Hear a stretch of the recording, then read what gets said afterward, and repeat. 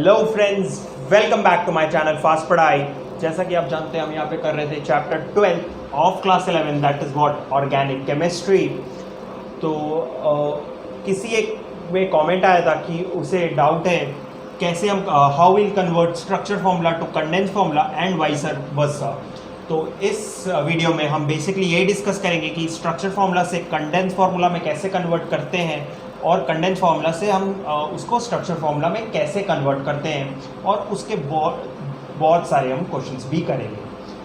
तो बिना किस वक्त गवाए चलिए इस डेटा पे स्टार्ट करते हैं।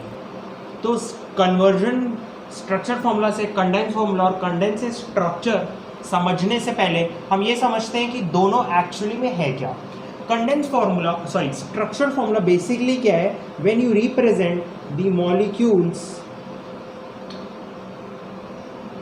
with their bond lines, with bonds, single bond या डैशेस जो हम बोले, डबल बॉन्ड या ट्रिपल बॉन्ड। जैसे कि मैं एक एग्जांपल लेता हूँ, C single bond C, single bond C, H H H। एक मैंने एक जनरल एग्जांपल लिया है, किसका? ये है प्रोपेन का, मैंने यहाँ पे एग्जांपल लिया है। तो प्रोपेन को जब मैं विद द हेल्प ऑफ जो लुईस स्ट्रक्चर था जिसमें हम इलेक्ट्रॉन शेयरिंग दिखाते हैं with the help of what, dashes और बॉन्ड्स, उस चीज़ को हम क्या कह देते हैं? Structure formula. जब हम इसे ओपनली ओपन कर देते हैं। अब जब इसी चीज़ को हम हटा देते हैं, यानी कि बॉन्ड्स को, अगर मैं इसी प्रोपेन को बनाऊँ तो ये हम 2 या 3 तरीके से लिख सकते हैं, CH3 CH2 CH3। बस इसको मैंने क्या कर दिया, सारे जो डैशेस हैं या बॉन्ड्स हैं उसको कंडेंस कर दिया या छोटा कर दिया, वो उन्हें हटा दिया। तो वही आपका हो जाता है CH3 CH2 CH3। या और लिख सकते हैं कंडेंस फार्मूला में उसे कैसे, C3 3 + 3 6 7 8 C3H8। तो यही डिफरेंस है किसमें, स्ट्रक्चरल फार्मूला और कंडेंस्ड फार्मूला में। तो बेसिकली कुछ नहीं, इसके थोड़े बहुत क्वेश्चंस कर लेते हैं तो एकदम ही डिटेल में क्लियर हो जाएगा कि स्ट्रक्चर फार्मूला को कंडेंस में और कंडेंस को स्ट्रक्चर में कन्वर्ट कैसे किया जाता है। तो चलिए स्टार्ट करते हैं क्वेश्चन से। हमें क्वेश्चन में दिया है कि convert this into structure formula. तो आपको ये कंडेंस फार्मूला दिया हुआ है, हमें इसे किस में कन्वर्ट करना है, स्ट्रक्चर फार्मूला। तो देखते हैं कैसे होगा, एकदम स्टेप बाय स्टेप चलेंगे। सबसे पहले हम ये करते हैं कि जितने नंबर ऑफ कार्बन्स हैं उन्हें एक्सपैंड करके लिखते हैं। तो यहाँ पे आप देख सकते हैं कितने, 1 2 3 4 एंड 5, 1 2 3 4 एंड 5। ठीक, अब रिस्पेक्टिव हाइड्रोजन्स लगा देते हैं। पहले कार्बन पे कितने हाइड्रोजन है, 3। तो यहाँ पे मैंने 1 2 एंड 3 हाइड्रोजन लगा दिया। नेक्स्ट में कितने हैं, 2 1 एंड 2। अब एक डाउट आ सकता है कि क्या ये मतलब मैं यहाँ पे इसे कीटोन लेके चला, क्या ये ईथर नहीं हो सकता? क्या मैं इसे ऐसे नहीं लिख सकता? हाँ, लिख सकते हैं।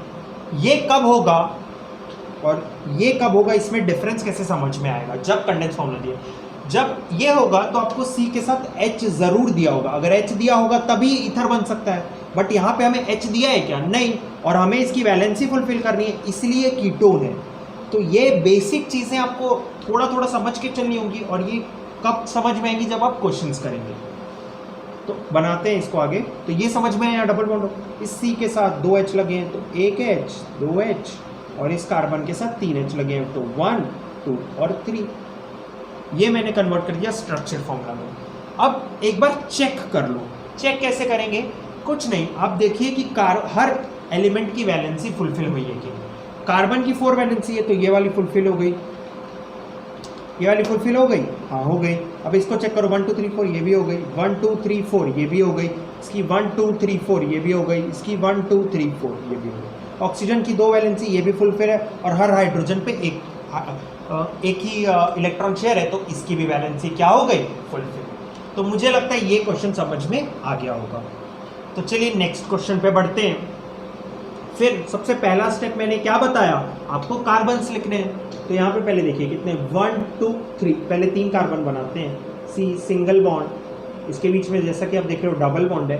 अब यहाँ पे ये स्ट्रक्चर कुछ समझ नहीं आ रहा है, ये CH2 लिखा हुआ है, तो इसके दो मतलब होते हैं, या तो वो स्ट्रेट चेन में आएगा या तो वो इसकी ब्रांचेज में आएगा। अगर इसकी ब्रांचेज में आएगा तो जैसे सपोज इस कार्बन के साथ एक हाइड्रोजन है तो मैं एक हाइड्रोजन बना लेता हूँ, तो अब इसकी कितनी वैलेंसी बची है? एक। तो एक पे क्या हम 3 CH2 लगा सकते हैं? नहीं, तो इसलिए ये इसकी ब्रांच में नहीं स्ट्रेट चेन में आएगा, तो ये आ गया CH2 सॉरी, तो यहाँ पे 3 कार्बन में लगा दूंगा, 1 2 और 3, और ये तो नॉर्मली लगा है। ये वाला पार्ट बहुत जरूरी है, एक बार और समझाता हूँ। CH2 या तो इसकी ब्रांचेज में आएगा इस वाली कार्बन के, या तो स्ट्रेट चेन। तो ब्रांचेज में आने के लिए मैंने इस कार्बन को देखा, इसमें 2 बॉन्ड लगे हैं और एक हाइड्रोजन लगा है, तो अब इसके पास कितनी वैलेंसी बची? 1। तो 1 में हम 3 CH2 लगा सकते हैं? नहीं, तो वो स्ट्रेट चेन। क्लियर हुआ क्या? आगे बढ़ते हैं। अब इसमें हाइड्रोजन फुल लगाने, इसमें कितने लगेंगे? 3, 1 2 3। इसमें कितना लगेगा? 1 हाइड्रोजन। इसमें सब में कितने? 2 हाइड्रोजन है, तो 1 2 1 2 1 2, और लास्ट में कितने लगे आपके पास? 1 2 एंड 3। तो यहाँ तक मुझे लगता है थोड़ा बहुत डाउट क्लियर होगा इसमें और इसमें कैसे बनेगी। 1-2 क्वेश्चन और कर लेते हैं स्ट्रक्चर फॉर्मूला में कन्वर्ट करने का, फिर वाइस वर्सा पढ़ेंगे। इसे नोट डाउन करना चाहे तो आप कर सकते हैं। तो चलिए बनाते हैं हमारे नेक्स्ट क्वेश्चंस। थर्ड वाला पहले स्टार्ट करते हैं। तो मैंने क्या कहा, हम पहले तो टोटल नंबर ऑफ कार्बन्स लिख लेंगे, उसके बाद हाइड्रोजन पे बात करें। तो सबसे पहले तो यहाँ OH दिया है, तो पहले तो मैं OH लिख लूँ और एक सिंगल बॉन्ड लगा लेता हूँ। आगे बढ़ते हैं। OH यानी कि आपके पास क्या है? अल्कोहल। तो CH2 दिया है, तो या तो ये इस कार्बन पे लगेगा, बट इस कार्बन की एक वैलेंसी है H से फुलफिल हो रही है, तो 3 इससे नहीं होगी, तो ये CH2 क्या होगा आपके पास? स्ट्रेट चेन होगा। तो ये कितने कार्बन हो गए? 1 2 3। अब फर्दर ये एक कार्बन है, इस पे एक हाइड्रोजन बना लो, तो अब ये CH3 इसके किस पे लग जाएगा? ब्रांच पे। क्यों? क्योंकि इसकी वैलेंसी फुलफिल नहीं हो रही। देखो कैसे, यहाँ पे ये कार्बन कौन सा है? ये वाला, और उसके जस्ट बाद ये वाला कार्बन लगा है, तो और इस पे एक ही H लगा है, तो एक ही फुलफिल है, तो अब 3 ही है, तो एक कौन फुलफिल करेगा? ये। तो यहाँ पे ये ऐसा क्या करेगा? Act as a branch. तो ये हमें थोड़ा संभल के चलना है। CH, तो क्या फिर इसकी वैलेंसी फुलफिल हुई है? नहीं, तो अब CH3 होल ट्वाइस इसके ब्रांच एक्ट करेंगे, तो CH3 और CH3। समझ में आया क्या? अब इनको भी खोल के लिखना पड़ेगा। अब सबको डाल लेते हैं। तो हाइड्रोजन आ गए यहाँ पे भी हाइड्रोजन आ गया, यहाँ पे भी हाइड्रोजन आ गया। अब CH3 को भी एक्सपैंड करके लिखेंगे। अब हाइड्रोजन हाइड्रोजन और हाइड्रोजन, यहाँ पे भी इसको भी एक्सपैंड करके। आई थिंक ये क्लियर होगा। एक बार इसको थोड़ा और दोबारा देखते हैं। हमारा जो ये है, इसको ले लेते हैं A, इसको ले लेते हैं B और इसको ले लेते हैं C। यहाँ पे हमारा है, ये A है, ये B है और ये C है। मैंने लगाया कार्बन को यहाँ पे, ठीक। अब इस पे एक हाइड्रोजन लगा दिया, ठीक। इसको दोबारा ये मिटा देता हूँ।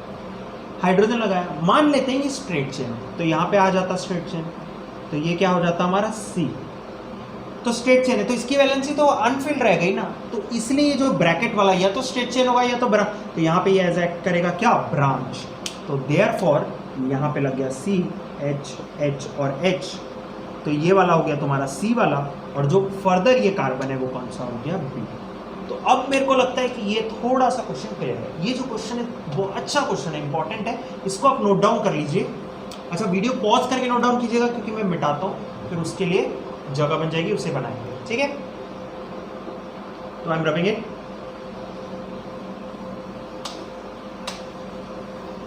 अब इसको देखते हैं, ये वाला क्वेश्चन अच्छा क्वेश्चन है ये भी। अब देखिए यहाँ पे पहले तो ना ये कार्बन, ये वाला कार्बन बनाते हैं। हमने ये वाला कार्बन बनाया, फिर नेक्स्ट कार्बन C, फिर ये वाला नेक्स्ट C। अब देखो, अगर ये स्ट्रेट चेन है, 3 जो कार्बन है स्ट्रेट चेन है, तो यहाँ मैं स्ट्रेट चेन लगा दूंगा तो इसकी वैलेंसी अनफिल्ड रह जाएगी। क्यों? क्योंकि इस पर कोई हाइड्रोजन नहीं है, तो यानी कि ये क्या एक्ट करेगा? ये ब्रांचेस बन जाएंगे इसके। तो ये हो गया CH3 CH3 और CH3। ये क्लियर हुआ। अब नेक्स्ट कार्बन ये वाला है, तो इस पे 2 हाइड्रोजन लगे हैं, तो यहाँ पे मैंने 2 हाइड्रोजन लगा दिए। अब इस कार्बन पे 1 हाइड्रोजन लगा है और 2 मिथाइल ग्रुप लगा है, तो या तो स्ट्रेट होगा, अगर स्ट्रेट हो गया तो फिर अनफिल्ड हो जाएगा, क्योंकि कार्बन की वैलेंसी 4 होती है, 2 हुआ और वहां पे 3, तो इसलिए ये एज अ ब्रांच लगेगा। क्लियर हुआ क्या यहाँ तक? अगर ये क्लियर हो गया, बस फिर क्या करना है, एक्सपैंड करके लिखना है CH3।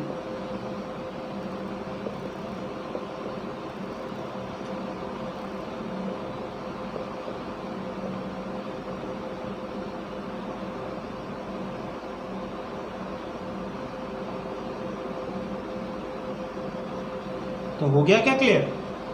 तो ऐसे बनेगा ये कंडेंस फॉर्मूला से स्ट्रक्चरल फॉर्मूला। तो ये अच्छे क्वेश्चंस थे दोनों, आप नोट कर सकते हैं।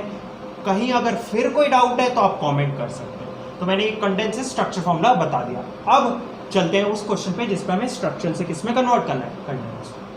तो ये भी नोट डाउन कर लीजिएगा, फिर मैं नेक्स्ट क्वेश्चन करूँगा।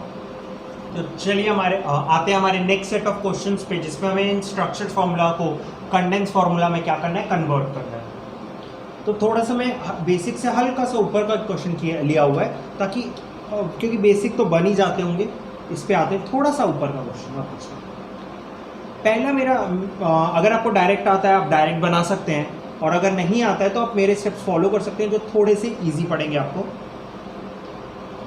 तो पहले ये क्वेश्चन है हमारे पास। अब जो है हम क्या करते हैं, जो हाइड्रोजन है उनको पहले कंडेंस करते हैं, यानी कि हाइड्रोजन के पहले मैंने बताया था कंडेंस फार्मूला क्या होता है, जिसमें हम बॉन्ड्स को रिमूव कर देते हैं और उसे छोटा कर देते हैं, यानी कंडेंस करते हैं। तो डायरेक्टली सबको कंडेंस करने से अच्छा पहले हाइड्रोजन को कंडेंस करते हैं।